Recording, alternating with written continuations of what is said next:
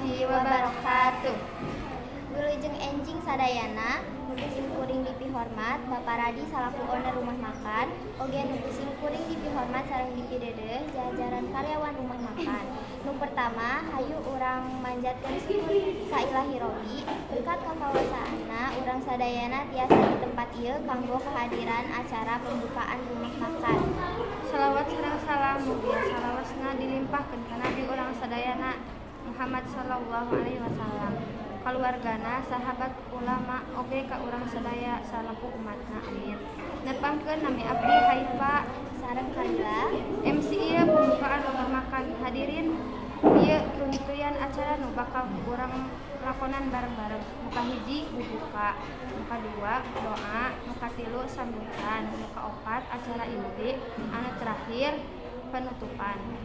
Hadirin, hayu urang mulai ieu acara ku aosan bismillah sasarengan. Bismillahirrahmanirrahim.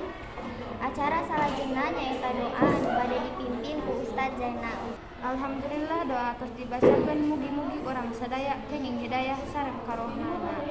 Sumangga ayeuna urang lajengkeun kana acara anu katilu nyaeta sambutan ti Bapak Radi salaku owner rumah makan. Tadi eta sambutan ti Bapak Radi.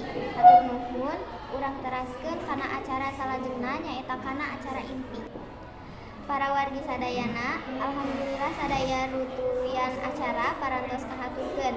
Mung sakitu wae ti simkuring, terasna simkuring ngahaturkeun nuhun kana kasempingan sareng partisipasina. Abdi sareng Haifa salaku MC anu ngawakilan sakumna panitia panyelenggara. Nuhunkeun dihapunten pami aya kalimah-kalimah anu kirang merenah. Hatur nuhun. Wassalamualaikum warahmatullahi wabarakatuh.